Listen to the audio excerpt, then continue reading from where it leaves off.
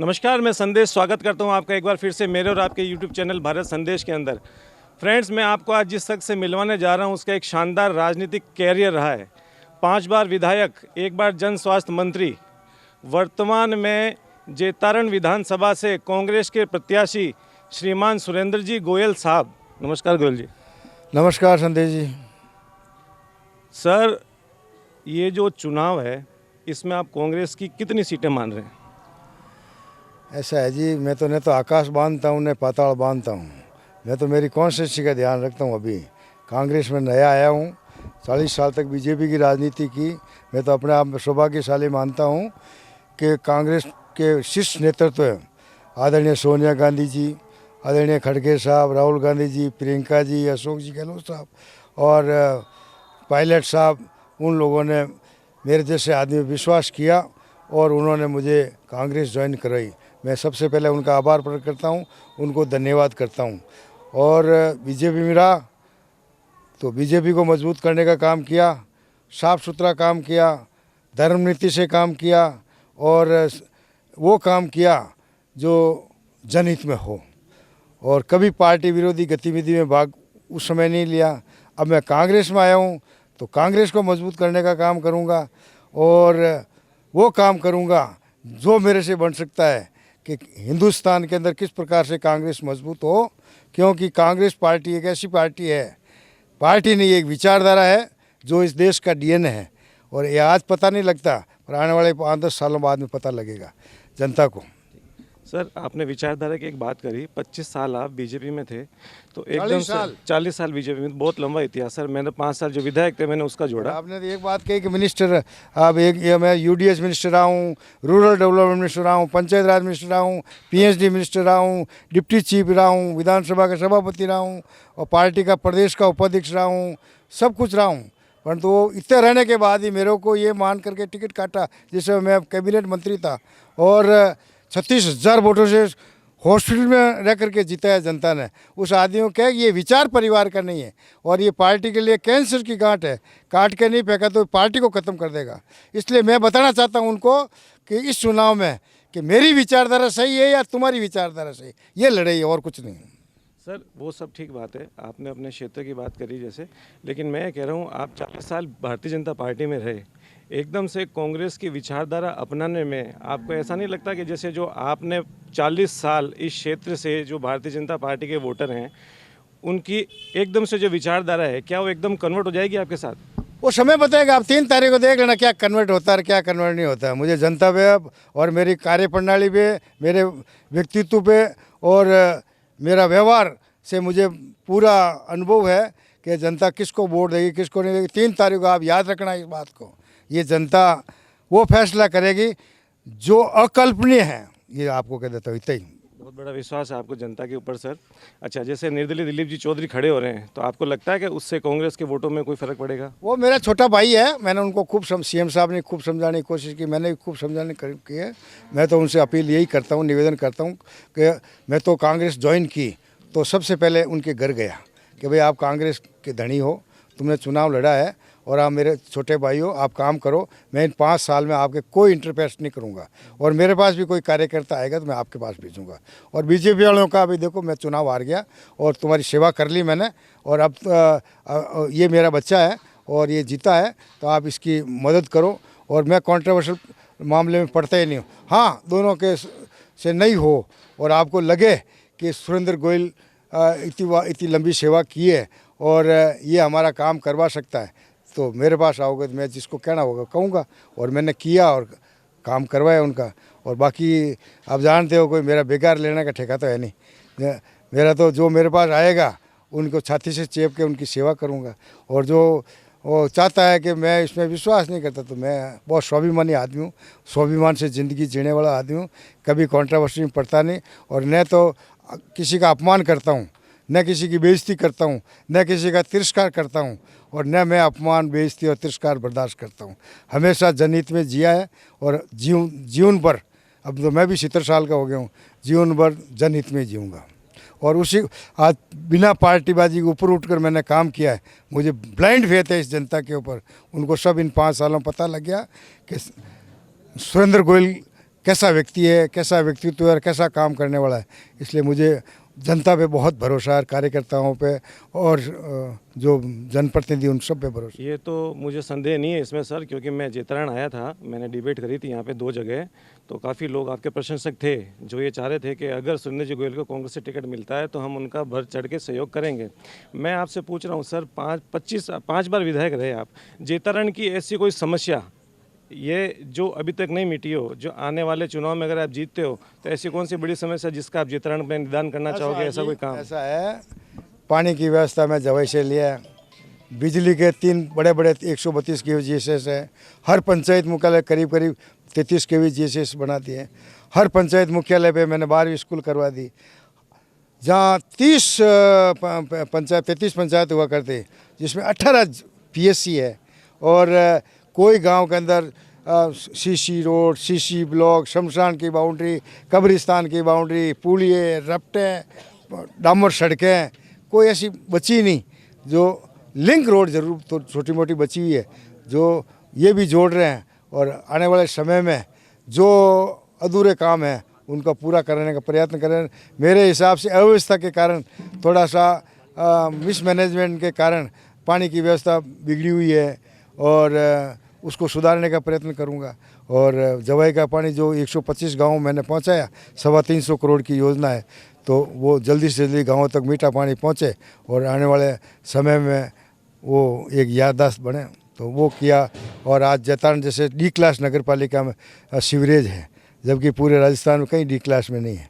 तो जो सीवरेज का है, कॉलेज पीजी है और सभी सब्जेक्ट है, तो मेरी तरफ से कोई कसर रखी नहीं। सब राज के भवन से मैंने कोई दानदाता से पैसा नहीं लिए, सब पीएससी मैंने सरकार से बनाई है और कॉलेज भी मैंने सरकार के पैसे से बनाई है, कोई डोनेशन किसी से नहीं लिया।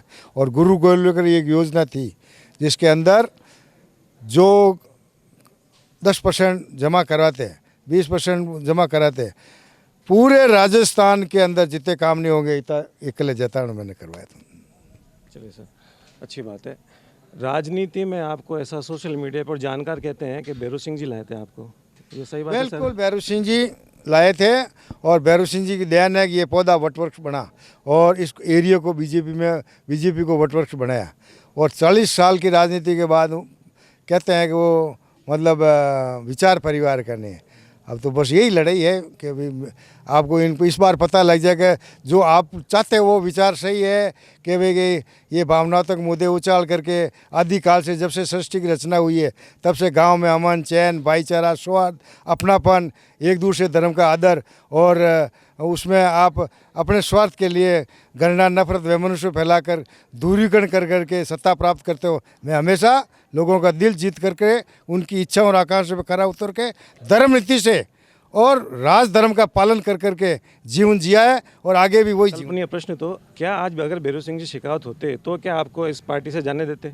कोई नहीं जाना देता। भैरू सिंह जी पहले मेरे पहली शर्त ये थी था, कांग्रेस की कॉन्स्टिट्यूंसी है जहाँ 77 में पूरे हिंदुस्तान में जनता पार्टी आई थी और जेतरण में मतलब 17,000 वोटों से कांग्रेस जीती थी। उस कॉन्स्टिट्यूंसी मैंने कैसे रात दिन मेहनत कर करके कार्यकर्ताओं को जोड़ा और मुझे कोई गिला शिकवा नहीं है, पर मुझे गिला शिकवा इतना ही है कि जब मैंने इतना लंबा राज किया, वो कहते हैं हम तो कैडर बेस हैं, हम तो बहुत जनता का ध्यान रखना है, हम जनप्रतिनिधि, तो कम से कम 5 दिन पहले मुझे कॉन्फिडेंस लेकर के, मैं उनसे सीनियर हूँ बहुत, पूरी पार्टी का फाउंडर मेंबर हूँ, बुला के गोयल साहब अभी ऐसी व्यवस्था है तो कोई बात नहीं, मैं आता एरिया में सब कार्यकर्ताओं को शामिल करता, बढ़िया खाना कर करके, भैया मेरी उम्र हो गई है, मेरा स्वास्थ्य अलाउ करता नहीं, अब मैंने बहुत सेवा कर ली, अब रेस्ट करूँगा और अब जो भी टिकट दे तुम्हारे लगो और बुढ़ापे में कोई खोटी चौकी हो या कोई मेरे लायक को काम हो तो बताओगे तो मैं उसका पूरी पालना करने का काम करूँगा।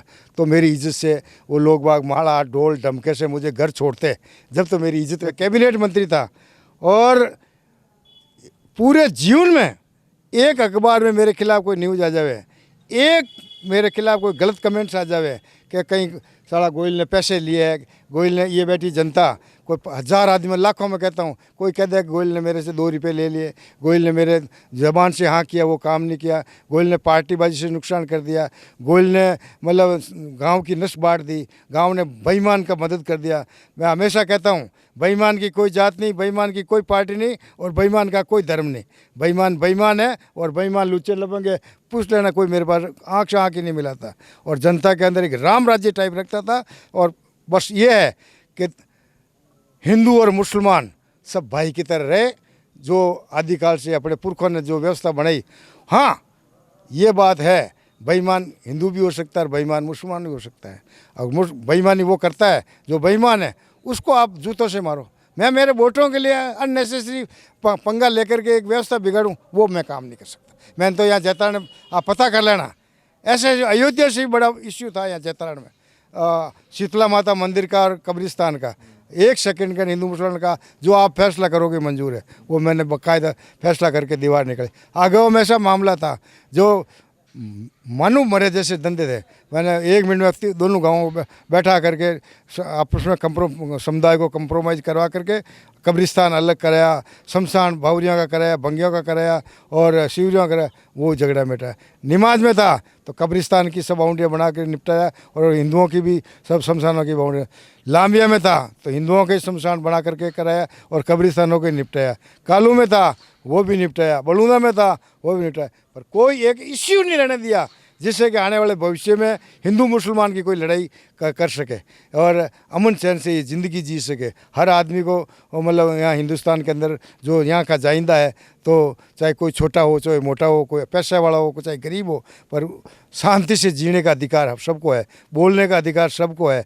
और मैं ऐसा काम कोई नहीं करूँगा जिससे कोई कास्ट की आवाज़ दबे और वो डर करके घर में बैठ जाए। वो का मर्दानगी से सबके सामने बोल सके, चाहे हिंदू बोले चाहे मुसलमान, पर सही बात के लिए बोले और गलत के लिए उसकी आंखें नीची हो, वो काम मैं करता हूँ। अच्छा सर, अविनाश जी, ऐसा कहा जाता है कि वो आपके सानिध्य में राजनीति में आए, ये बात सही है? वो मेरे बच्चा है, मैंने चेयरमैन का चुनाव लड़ा, मैं उसके बारे में कुछ कमेंट्स नहीं करता। क्यों नहीं करता कि भाई मेरे पास रहा हुआ है, उनको मेरे तो शिष्ट नेतृत्व तो मेरे को कहते हैं विचार। आज आपसे टक्कर में इसलिए मैं कहता हूँ टक्कर में क्या, वो तो टक्कर में है, बीजेपी का चुनाव लड़ रहा है। और कैसा लगता है कि आपका बड़ा किया हुआ पौधा आज आपको टक्कर दे रहा है? आज मेरा बेटा IAS बन जाएगा तो मुझे खुशी नहीं होगी क्या?